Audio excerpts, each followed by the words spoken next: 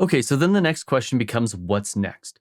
Well, the next Bank of Canada rate decision is on June 7th. And at that meeting, I would watch for the Bank of Canada elected to keep the overnight lending rate at 4.5% this week and release their second quarter monetary policy report. And in that report, they are suggesting that inflation will find itself around 3% by mid-year and will eventually find itself edging towards the 2% target by 2024. But with tight labor markets, demand outpacing supply, and growth stronger than expected, they also took aim at the market bets that interest rates would start to come down by the end of 2023, with Tiff Macklem being very clear that he does not expect that interest rates will start to come down by the end of the year. And a former Bank of Canada governor echoed those same concerns, suggesting that he's holding cash, waiting for the bond market to turn and longer-term interest rates to start to go up. But before I get into all the details, my name is Nolan Matthias, and if you want to thrive financially, this is the place for you. So do me a favor, hit that subscribe button and hit that like button so more people like you can see this video. And don't forget, you can still get my new book, Mortgage Secrets, the Insider Playbook on how to get the lowest rate without getting screwed, for free by going to mortgagesecrets.ca.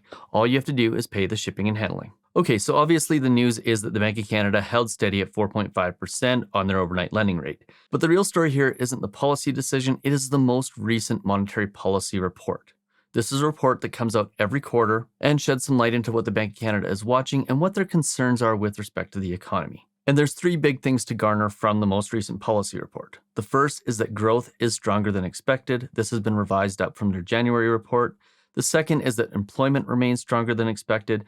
And the third is that the inflation predictions remain relatively unchanged from January, which is obviously a good sign, because that tells us that the Bank of Canada is still expecting that the previous interest rate hikes are on track to have the intended effect. Now, if their inflation targets were to increase, that's when we need to start worrying about higher interest rates. However, what's really interesting is that the Bank of Canada, in their speech, took aim at the markets and the bets that interest rates were going to go down by the end of 2023, with Tiff Macklem stating clearly that he does not expect that to be the case. So in other words, in the Bank of Canada's mind at this moment, interest rates will remain at least where they are until the end of the year. And there is that outside possibility that they could go up depending on what happens with growth in the economy. Now, on top of that, an ex-Bank of Canada governor also doubled down on this same sentiment, stating that he expects that longer-term interest rates will start to go up at some point in the near future.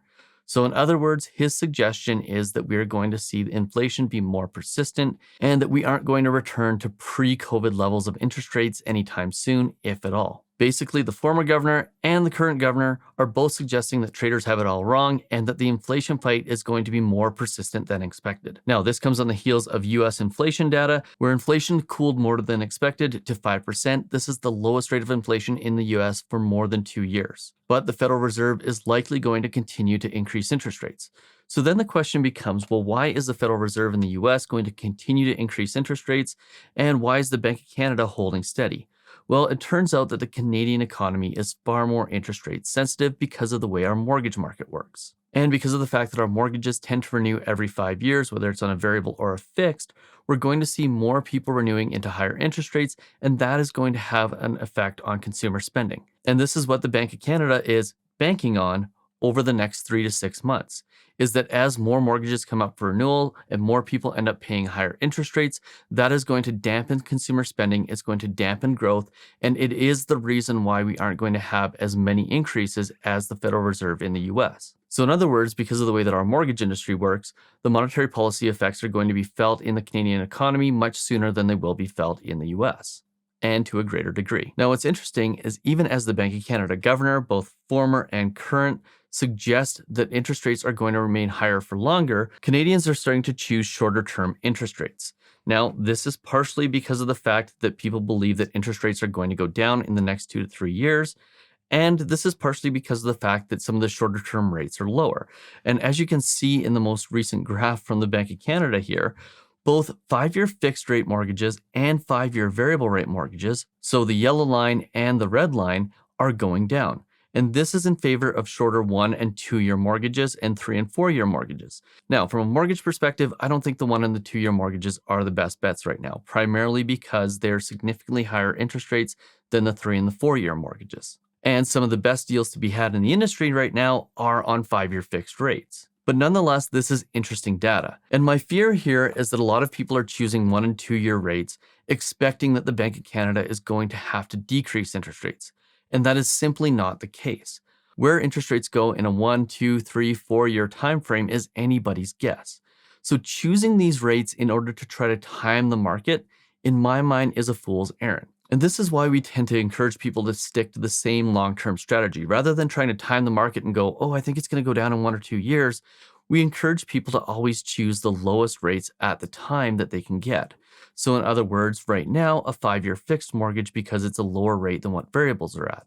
Now, obviously 2 to 3 years ago, or even early last year, we were suggesting that people choose variables because they were lower interest rate. Because statistically over time, even though this wasn't the case in the last year or two, when you choose the lowest rate at the time you get the mortgage, you will tend to have the biggest payoff. So if you can get a 5-year fixed for lower than a 1 or 2-year mortgage, it probably makes sense to take the 5-year fixed right now because history tells us that over the long run, that will be the best play. And by the way, I've been consistent in this suggestion going back since I started this YouTube channel. And I don't think anybody should be changing strategy right now in order to try to predict the market. It just doesn't make any sense. So whatever mortgage you can get the cheapest tends to be the one that I would recommend. As long as if you're choosing a 5-year fixed mortgage, you're not getting it from a big bank, because if interest rates do go down, you don't want to be exposed to big bank penalties. You want to have the option to be able to refinance that mortgage and get a lower interest rate.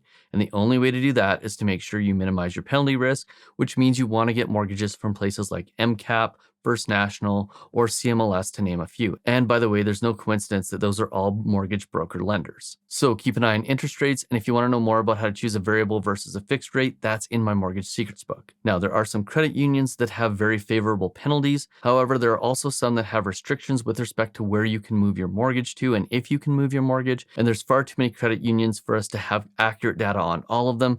So I really do suggest those monoline mortgage broker lenders over credit unions because of the fact that we know exactly what we're getting and because you can get independent advice from a broker.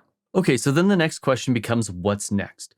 Well, the next Bank of Canada rate decision is on June 7th. And at that meeting, I would watch for a change in language. If the Bank of Canada starts talking about inflation remaining high, or growth being higher than expected, or the job market tightening further, well, then that could be an indication that we're going to have higher interest rates for longer. But if inflation data starts to come down, and we'll see what that looks like on April 18th, and growth subsides and the labor market gets a little less tight, well, that could be a positive sign for interest rates. Now, the one thing that I did get out of some of these articles is that the previous Bank of Canada governor is suggesting that unemployment's going to need to go up before interest rates do start to come down.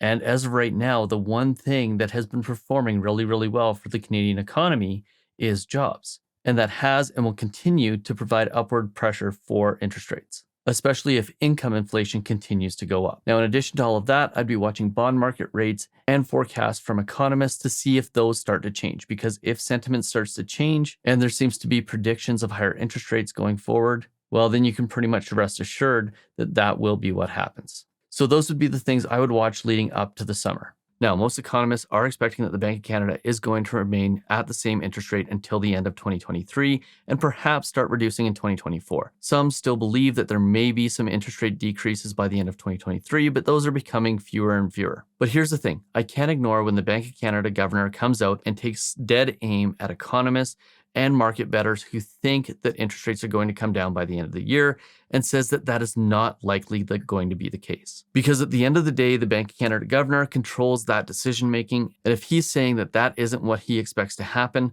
then there's a good chance that it won't be what happens. And at this point, from what I see with the growth in the economy and the fact that a recession looks less and less likely, so in other words, it looks like we're going to have a soft landing, I don't see there being any rate cuts anytime soon. Or at the very least, we won't know that there's going to be rate cuts until well into the end of the year. So for the time being, the interest rate story is that there really isn't one, but you should be using caution if you expect that interest rates are going to come down by the end of the year, because they very well may not. And at this moment, it looks like the 4 and the 5-year fixed mortgages are the best options, but that is an ever-changing story. Oh, and if you want to know exactly what the best fixed and variable rate mortgages are right now, check out this video right here.